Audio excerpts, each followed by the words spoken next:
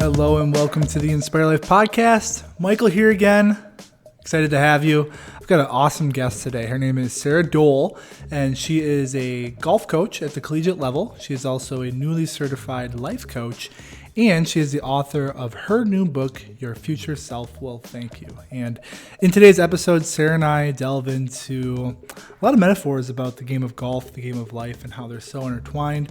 And even if you aren't a golfer, you will find a lot of value in this episode, as Sara and I took a deep dive into what it means to be fit, to practice fitness, and how to make it show up in a sustainable way within your life. So make sure that you give Sara a shout out. I will put her information in the show notes here. You can grab a copy of her book from Amazon or from her website. And without further ado, before we jump into the episode, let's hear a quick word from one of our sponsors. This episode of the Inspire Life podcast is sponsored and brought to you by Inspire Life Chiropractic Center. We help women, men, and families overcome trauma and chronic health challenges and in turn reclaim their power in their everyday lives. Our unique approach to care is unlike anything you've probably experienced when it comes to true healthcare. Our gentle nerve system first approach is gentle, powerful, and extremely effective in helping people function and feel better from the inside out without the use of drugs and surgery. So if you're curious how we can help you, your friends, and your family, let us know. Reach out because we're here to help you. You can give us a call directly at the office at 651-756-1218. Email us at connect@inspirelifechirocenter.com and visit our website at inspirelifechirocenter.com. And without further ado, let's hop into the episode. Welcome to the Inspire Life podcast. This is Michael, your producer and co-host. And today, super excited to have Sara Doell here today. And Sara is going to be sharing with us all sorts of fun things. But before we go into what we're going to be talking about, especially the launch of her new book, which I hope all of you will jump on. There's going to be a lot of great content in there. I just want to introduce Sara. So Sara is a life coach, and she's really, focused on helping people create breakthroughs and find, ways forward, no matter where they're at, kind of meeting them where they're at and going forward. But another really cool part, and something that I really vibe with Sara from the start on, is that she's actually a golf coach as well. And Sara, you're finishing your 16th or 17th year of collegiate golf coaching. Is that correct? I'm entering my 17th officially. Yeah. Makes me feel old. Well, and we were talking too before we started recording, and just about how, maybe you've only been certified as a life coach for a year, but I mean, the game of golf is essentially the game of life, just in a different format. So you've been practicing in the coaching realm for quite some time. So Sara, anything else that you want to share about yourself? Or I'm just curious, anything that you want our listeners to know about you right away? Yeah. I'm very passionate about everything. That's what I want people to know. I feel really fortunate to, I started playing golf when I was 8 years old, and to be able to make a career out of a sport you love is just a dream come true. And for a long time, I was a golf pro at a country club, and then realized there's something more. Mm-hmm. And I was really fortunate. My college coach asked me to come back up. I played at Penn State, and then she asked me to start my coaching career there. So I was like, sure, I'll try it. And then within that first year, I was like, I am born to be a coach. That's amazing. Yeah, I loved it. So golf coaching really got me into coaching. But as a college golf coach, I actually feel like I'm more of a life coach than, it's based in the sport. But there's so much more to college coaching than just the sport that you coach. It's all the other things. So that's why I decided to become a certified life coach, to just really help me connect with the athletes.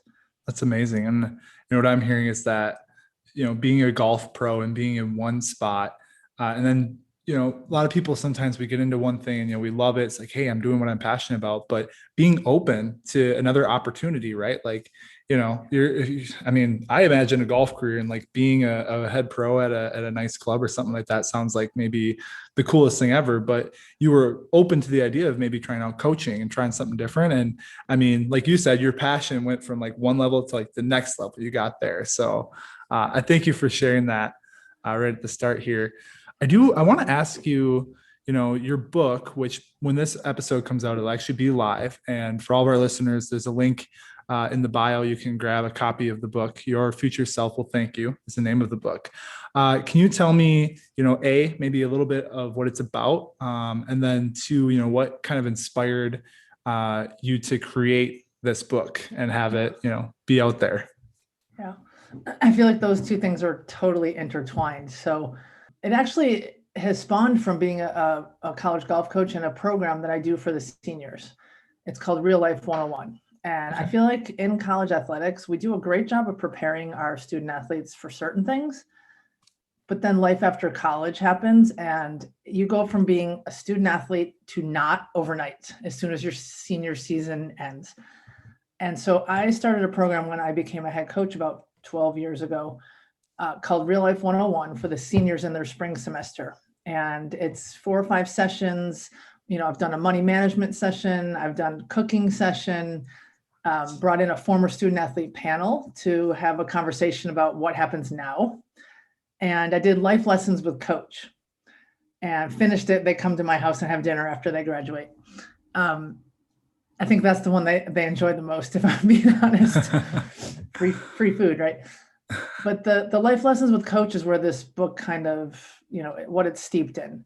And I just decided, a therapist of mine back in New York when I lived there said, why don't you turn that into a book? That was about 7 or 8 years ago when she said that to me. And I started thinking about it, and I'm like, I can really do that. And so I just worked on it for several years. Mm-hmm. So basically the book is a letter to my 13-year-old self or my 4-year-old self is how the book starts. And then it's 18 chapters because there's 18 holes in golf. Mm-hmm. And every chapter is a life lesson I've learned. And what I do is I talk about what the lesson is. I do a deep dive in how I learned it through my life experience. And then I give tips and tricks for you as the reader of how you can live it. And then every chapter has a journal page behind it with prompt questions based on that lesson. And the book ends with a letter to my 80-year-old self from my 40-year-old self.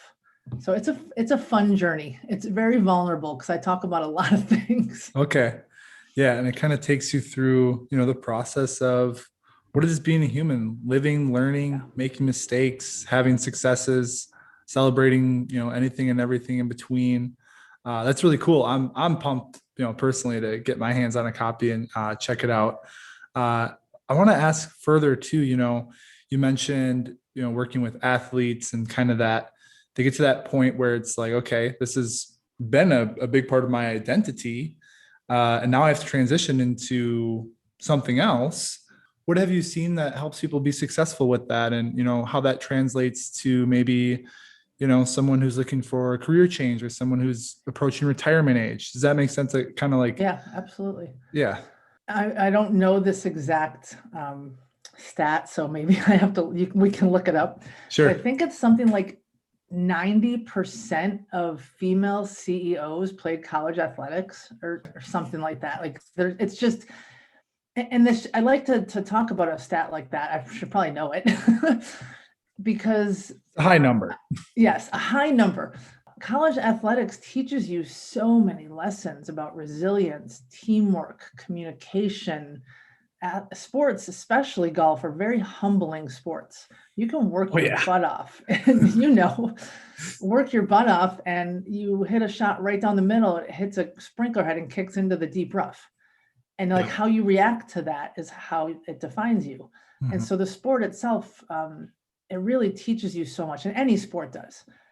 And so I have just found that those are things that you can't learn in the classroom per se. It's really just about all these life skills. And so I just think that translates really well to post-college for a lot of student athletes. And, for someone who, like me, for example, I played college athletics. I'm a college golf coach. I'm planning to do it for a lot longer. And I'm currently setting up my next career as a life coach because I realized I've got to work. It took me a long time to be really good at golf. It's going to take me a while to be really confident in my life coaching ability. So why not start now? Yeah. And it's cool that I can do it on the side, right? Absolutely. You brought up a couple things. I know some of our listeners are golfers, so they'll definitely kind of get the metaphor. But one of the things, and you've probably heard the same before, it's like, in golf, sometimes you get really good breaks from bad shots, you get really bad breaks from good shots, but no matter what, you have to play the ball. as it lies. So recognizing too that with that, wherever it is, wherever your ball lies or wherever you're at on your journey, whether it's health, whether it's in life, with your career, family, there is always, different creative routes to get to the whole per se, right? There's different ways to get to that destination that you want to get to.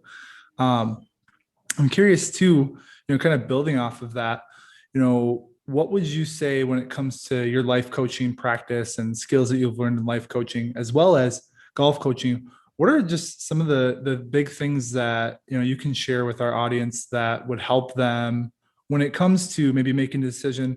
Maybe they're not quite ready to work with the coach, but they want to start moving in that direction. Can you share more about that? Yeah. Well, I think the big thing is understanding what coaching is. Mm-hmm. I think life coaching is definitely becoming a little bit more mainstream and people are starting to understand it. But what we do with coaching, and this is, specific to how I work with clients, is we start taking a look, and this is kind of part of the book, like your future self will thank you, right? Start taking a look at where are you right now and where do you want to go? And then kind of back it up to what is impeding you to get there. And so a lot of people, and I have just found that in life, we can't do this on our own, right? We need support. We need people in our lives. And asking for support and asking for help is a sign of strength. I think a lot of people think that if they need to go to a counselor or a therapist or a life coach or, some sort of group meeting that's going to help with whatever their circumstances, that's weakness. And to me, that is a huge sign of strength where you start to realize we can't do this alone.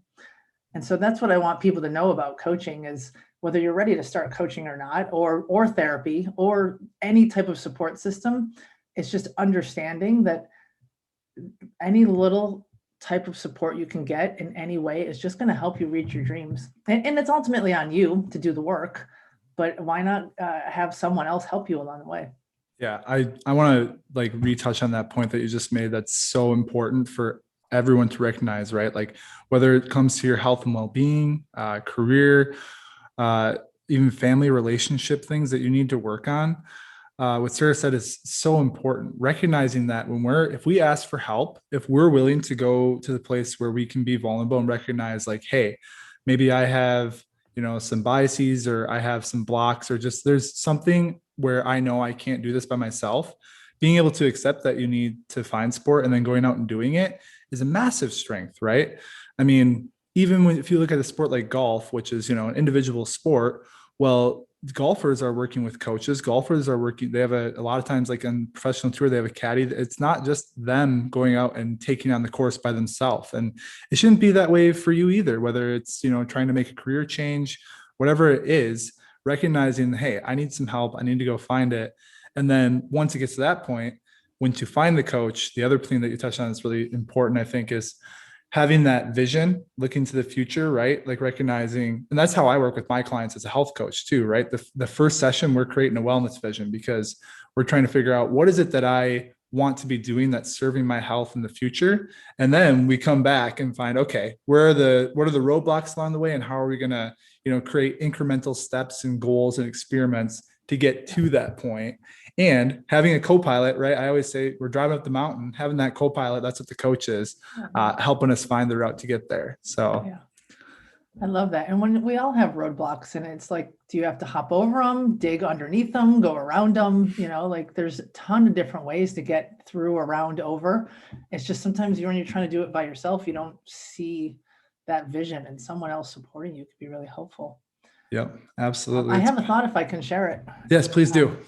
So, and part of what I talk about in the book is, I grew up with a mother who suffered from bipolar disorder, who passed away a couple of years from cancer. And that's a big thing that I talk about in the book. And so I grew up with seeing one of my parents go to therapy, go to, she had to stay in a mental hospital.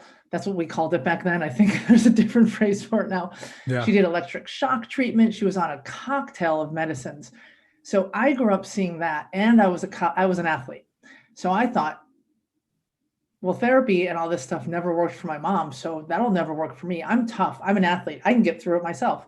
Like to your point, I had people that would caddy for me in tournaments. I had a coach. I had a mental performance coach. I had a dietitian. I had all of that. So I was accepting support in athletics, but then I wasn't realizing that I needed support as a holistic human, because I looked at my mom and thought she was weak. It took me a lot of therapy to realize she was not. So it took me like that moment when you said, when you decide to get support, I remember the moment I went over to a friend's house and said, I need help. And she was a counselor and she gave me a list of names and I started therapy, and that was life-changing for me. Yeah. And it's just finding that moment and realizing what area of your life do you need help on. There's areas that will automatically accept support. And other times it's like, maybe you just need a little something different. Yeah. That's powerful. And, like you're sharing, Sarah, it's, oftentimes when we are in maybe flow in one state, like maybe, we're just, doing really well with our career, if we own a business, we're just doing really well and that kind of thing. And there's other parts that we don't even recognize that we need support.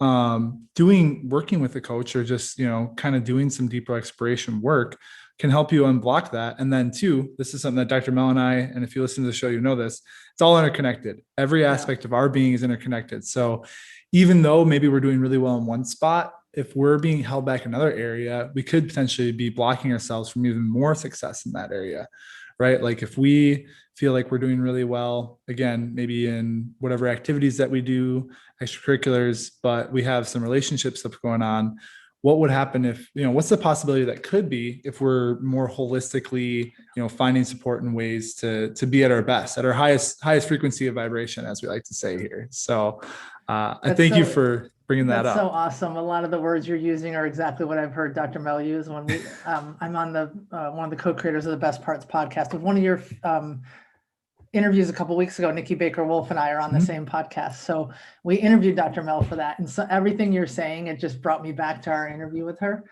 And I completely agree with that. And that's how my college coaching has gone, is a very holistic approach. It's not just about how are you swinging the golf club. It's what are you eating? Are you hydrating? How's your social life? How's your spiritual life? Are you sleeping? Are you taking care of all the other things? Because I imagine life is a wheel. And if one little part of your life is off, it's going to be a little bit more wobbly. Yep. Absolutely. So I completely agree with you. I love that. What'd you say? The high level of frequency? Yeah. The highest vibration of frequency, right? I mean, if you look at kind of the universe as what it is, maybe just a reverberation, right? We want to be at the highest frequency possible with our lives, because that also too, that allows us to uplift those around us, right? It's an energy. We all have our own energy that we bring to the table. And when we're operating at our highest potential frequency, people are going to come into our space and they're going to be elevated as well. So it's really, it's the personal becomes the community as well. It's all interconnected. We know all of this. I love that. Yeah. So, Sarah and I were talking, we actually ended recording, but we started talking about movement and coaching. And it's we're both passionate about the field. We love it. There's so much that can be gained from being a coach as well as being coached. So we're just going to pick it back up here. And Sarah was actually mentioning, we're talking about movement. And I mean, if you've listened to the podcast, you know me, I'm a certified personal trainer. I personally have gone through so many different types of training. I just love moving. I literally don't sit still. If I didn't have a standing desk, I don't know what I would do.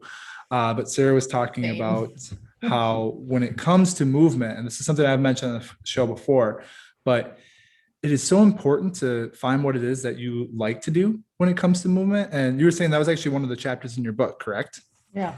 So I start the book out with chapter 1, and I failed to mention this earlier, but I try and make all of the chapter titles kind of quirky or funny. I love that. I think they're funny. Yeah. But the first lesson in each chapter is actually a lesson. So it's like lesson 1 instead of chapter 1. The first one is take care of your body. You can't move out of it. And I just talk about health and wellness. And here's the deal is I think a lot of people we were talking about this earlier. A lot of people are afraid of the gym. A lot of people are afraid of certain things with movement. And I really stress in this chapter that it is about figuring out what works for you, your body type, it's movement and how you nourish your body. Some people live by the keto diet. Some people live by, all these different things. Some are gluten-free, some are, no lactose. You've really got to figure out what works for you. And so people go to the gym and they're like afraid. They're like, I don't understand how to use all these machines. Well, try it, see if you can work with someone, and you might end up loving the gym. And if you don't, then go join an adult kickball league, or go walk every day, get a dog and walk the dog, right? Mhm. Like, there's so many ways to move your body. And I don't want to sound too ableist too, because I'm very aware that some people have a lot of limitations. And so whatever your body allows you to do, I think it's our responsibility to take care of it and to do it while we can. I think Yeah. that's just a motto for my life. I mean, like you said, our body is our first and original forever Yeah. home. It's Yeah. where, in this plane of consciousness, this is where we are housed and where we do everything and we experience it through. And kind of like you said, we owe it to ourselves, to our body, and also, as we said, ourselves and our community, to take care of our body, to nourish it properly, to make sure we're prioritizing, movement and sleep and drinking water and things like that. And then two, what you said, which is so important. And I know I think the if you listen back, I think it's like episodes 20 through 22, I talked about diet and diet culture and what diet really is. Everyone realistically is eating their own diet, right? Or lifestyle form of eating. Whether for you, if that's like you said, keto, or if you enjoy eating vegan, or if you are, I mean, there's people who do the carnivore diet, right? There's polarities in this. Find what works for you and what is going to help you continue to be at your highest energy and move in the ways that you want to move. And then lastly, the one more thing that I want to touch on that you just mentioned is find what it is that you love to do. I come back to this example. I know I've mentioned it before in the podcast, but I don't like running. Maybe that's because when I played football growing up, I had to run and I didn't really like playing football. Maybe it's because I'm just kind of a bigger person. And when I run, it just feels like it's a lot. But I do enjoy things like swimming. And when I play golf, I walk. I played 58 rounds of golf last year and I walked 55 of them. I do go to the gym because I've found a passion for it, obviously. And now I train people too, but I also like rowing and I ride my bike and go mountain biking. So, and with that, if you are able to move in certain ways, just because you're able to move in a certain way doesn't mean you have to. And recognize that if you are able to do certain movements, like that's how you honor yourself and your community at the same time. So, is there any thoughts on that and what I just shared? Yeah, I love it. I mean, I just think it's so important to, like you said, figure out what works for you, and don't do things because you feel like you have to. Do things because you want to, and also take days off. Right? I mean, Very give true. yourself like a little bit of a breather, because you have to let your body like repair itself, right? That's how our bodies work, by the way, for everyone. If you are going out and doing like CrossFit training 6 days a week, at some point, your body's going to break down and be like, you need to chill out for a little bit. We need to rebuild these muscles. You can't just constantly be going. Can I read you the paragraph from this Yeah, chapter? please This is what I do. was trying to find. So in this chapter, I talk about the entire book is really a holistic approach to living. It's things from how to move your body, how to nourish your body, to ways to make your home feel safer or more like feng shui in your home, to going to therapy, to realizing you can't redo your childhood and how can you move your childhood forward. It's a really like a holistic, like every chapter is about a very different part of your life. But I started with taking care of your body, chapter 1. And this is like the very first thing I say about physical activity, so I'm just going to read it. It says, move your body in any way that is possible and in as many fascinating ways as possible. Go tightrope walking, play golf, go for a walk, train for a half marathon, bike along the ocean, go rock climbing, join an adult kickball league, go to CrossFit, go to yoga, do yoga in the privacy of your own home, go paraskiing, do somersaults or jump rope down the street, go for a run, even if you run like Phoebe from Friends, play wheelchair basketball, do the hokey pokey, just do something every day to move your body, do it while you still can. And that's just the big theme that I want with movement is, whatever you're able to do, like we have like this vessel, like let's use it. Right. And just for some people, I had a friend of mine who I was coaching once, and she thought like movement had to be some big thing, like everyone thinks you got to go to the gym and do like an hour and a half workout. And I said, no, like stretching every morning is movement. And she loved that. And she's held on to that a little bit. And she gets up and stretches every morning. Like we don't have to all look like a CrossFit athlete. It's not about the vanity and looks. It's about how do you feel in your body. That's one thing I want to be really clear about is it's about what your body is able to do and what can you do for yourself and your, like you said, your community. Like the people around you deserve the best version of you, just like you deserve the best version of you. And that might be walking a mile every day. It might be stretching every day. It might be training for a marathon. It might be playing 59 rounds of golf this year, right? So The more the thanks merrier for with that. letting me read that. I just thought it was hopefully beneficial. Thank you for sharing it. And I know I've mentioned it on the podcast before, but it really comes down to, I mean, Newton's first law of motion, right? A body in motion stays in motion. There's forces that act upon it to try and stop it. And if we, as we continue to age and just go through life, the more that we are moving and continue to move, the more we will continue to be able to move, right? Like if we stop moving, it's going to be harder to get that inertia back up and going. So it all comes down to inertia. And like Sara said, figure out what it is that you like to do and then just go do it. And if you don't really know what it is that you like to do, try new things, right? I mean, that's right there is a great reason to have a coach, is to figure out what is it that I really like doing. Like maybe you've seen people paddleboarding, but you have no idea what it's all about and you fall in love with it, right? Or you try it and you can't stay on the board and you realize, oh, it's not my thing, but at least I tried, right? And I mean, being in the water. Yeah, exactly. And we can go into different, neuroplasticity with, experimentation, trying new things. There's just so much value to being able to get out and move. And especially for a lot of us here in Minnesota, like, yeah, it's hot in the summer, but it's cold in the winter, but you can still get out and do it. Or my dog Harvey agrees. Did you hear him bark? Yeah, exactly. And like Sara said too, you can do it really anywhere. And even for my clients, I've created whole just body weight workout programs. And one more thing on this whole topic, because I'm just so passionate about it. We both are. If you're able to walking is like the most underrated form of exercise, especially if we're doing it correctly, right? Like it's a whole total body workout. It's aerobic. You can do it for a long, long, long time, longer than I can run at least. So sometimes we do things that we don't actually associate with being exercise or movement, but at the end of the day, it really is if we're moving our bodies. And I have found like, I love what you said, the more you move, the more you get to keep moving.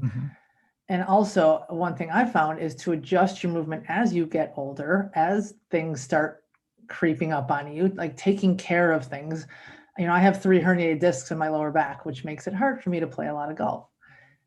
So I don't play a lot of golf right now because I know I like being able to walk. And so, the more twisting that I do with that, it's really painful. So, and I used to be go to CrossFit, like you said, 4 or 5 days a week. And I have just realized as I'm getting a little bit older that, well, my mind sometimes is like, you can pick up that 165-pound clean and jerk, and I might be able to do it once, but I might not get out of bed the next day. Right. So I've really been working on adjusting my expectations. Mm-hmm. So like today, like you said, you don't like running. I actually did a 3-mile run on the treadmill at the gym, but like super slow. Like I was on the treadmill for like 40 minutes, and me 10 years ago would be embarrassed if it wasn't under 30 minutes. And I'm not a fast runner, but I'm adjusting the way that I do things according to how my body's feeling, because I want to be able to work out again tomorrow and the next day. So I think that's another thing to think about is, yes, the more you move, you get to keep moving, but adjust it according to what your body is telling you. Yeah, we got to adapt to our needs and to our, current reality and existence. Like you said, with CrossFit, or, I feel like if people are marathon runners, right? Like, I guess that's not true. There's people who are like in their 70s and run marathons, but I feel like for the majority of folks, trying to run a marathon in your 70s could be, potentially do more harm than good. So really recognizing and be aware of where you're at and what your body needs. Well, Sara, we're coming up on time here, and I want to ask a couple more questions. First, and this is a question, if you've listened to the podcast, I ask this to everyone, just because we all have different takeaways and different things that we really feel strongly about. So what would you want to leave our audience with, whether it's information or I guess what's a takeaway for them when it comes to who you are, what you do, and what you stand for? Well, honestly, I'm all about making big changes through very small action. And so one of the things I talk about a lot is making daily intentional choices for your future. I'm very future based, but when you become really future based, sometimes you forget to live now. So there's this fine line between really wanting, like knowing where you're going. It's like when you're playing golf and you're on the first hole, you're thinking, if you start thinking about too much about the score, Right. you're going to shank a shot, right? So it's a mix of knowing where you want to go, setting dreams, goals, visions, but then pulling it back to today and making daily intentional choices to get there. And I think that's really important, is sometimes we look at like this big dream and it gets overwhelming and it feels out of reach. And sometimes it can be if you're only thinking about what is the future, what is like the end result. I think it's important to know what you want the end result, but then pull it back to, okay, what choices am I making today, this week, this month, like setting kind of mile markers for yourself. You're not going to run a marathon the first day. You're going to run a mile the first day, right? Yep. So I think that's one thing I really want people to take away, is that we can live and we can our dreams and we can get there. It just, the cheesy golf phrase, it's one shot at a time, right? Absolutely. I think that's just really important to know that every little small decision you make can really add up. So like I said, if you wanted to run a marathon, you run a mile today. You take tomorrow off. You run 2 miles the next day. Take the next day off and stretch. Go to your chiropractor, right? Yep. 3 miles. You have a plan, so you build up to being able to do that. And that's just with anything else. I think that's really important. Yeah. And what I'm really hearing you say is that having the vision is a very important part of it, but then also having the strategy to be able to execute the vision and to get there. Right. I mean, same with me, right? If I'm like, well, I want to go out and my goal is to lower my handicap. My goal this year is to get my handicap below like a 6.5. And if I'm not going to go out and like really think about, if I can't just vision, hey, I want to be below 6.5 and I'm just going to go play. I'm not going to change anything that I've been doing. Right. So let's take small incremental things that we can change and can control within our environment to get to that bigger vision. Yeah, it's kind of what I'm hearing from you. Yeah. And it's a holistic approach where if you want to be a 6.5, you're not just going to go to the range and hit balls, right? You're going to spend more time on the putting green, working on, putting. That's where I need to be. Yeah. And then you've got to play a lot of golf, right? It's a mix. It's not just play holes. You've got to work on your skills and then take the skills on the course. You got to work on your mental approach, your pre-shot routine, your post-shot routine. So that's the thing. And that's how it relates to life too. You've got to work on your sleep patterns. You've got to work on your nutrition. You've got to, make sure you're taking care of your social life. There's so many things. And I just love feeling like we have control over our lives to a certain degree. And sometimes you got to let go and, just accept, accept and let be, right? Right. Balance. And then I also want to ask too, so your book will be coming out June 15th. Like I said, when this episode's live, it's already out there, but tell our listeners, well, I guess A, where they can get the book, and then B, how they can get in touch with you, whether they're interested in golf, whether they're interested in life coaching, or just, want to reach out and say, hey, how can our listeners get in touch with you? I think the easiest way is to go to my website, which is saradoellcoaching.com. It's Sara with no H, and it's Doell, Doell, coaching.com. Links to all of my social media on there, my blog, newsletter, and then there's a link to the book on there. You can also, the book is being sold directly through Amazon. You could just, go to Amazon, put in Your Future Self Will Thank You. It actually is the second book called Your Future Self Will Thank You. My goal is when you click it, it'll be the first book that comes up. Right now it's the second one. Got it. Get that SEO going. Right. Awesome. Well, Sara, thank you so much for your time today. I'll put all those links in the show notes. So your website, as well as a link to get it directly on Amazon. And I'm really excited. We're going to have to do another episode and follow up maybe in a year or so. Yeah. Obviously too, I interviewed Nikki and she's so great. And you have the Best Parts podcast, which I can also put in the link as well, because I've listened to your episodes and they're fantastic. I love it. And I just thank you for, sharing your light with the world. And, like you said, coaching, whether it's, it's coaching a sport or life coaching, health coaching, it's really all about just helping others understand their own potential and then achieve that potential. Right. Yes, absolutely. Awesome. Well, Sara, thank you so much. Thank you. I really appreciate being on here. Yeah, we appreciate having you. And for all of our listeners, as always, until next time, keep inspiring. Thank you.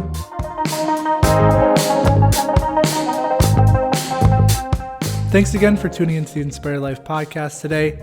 Make sure you check out Sarah's website in the show notes and grab your copy of her book, Your Future Self Will Thank You, on Amazon. Also,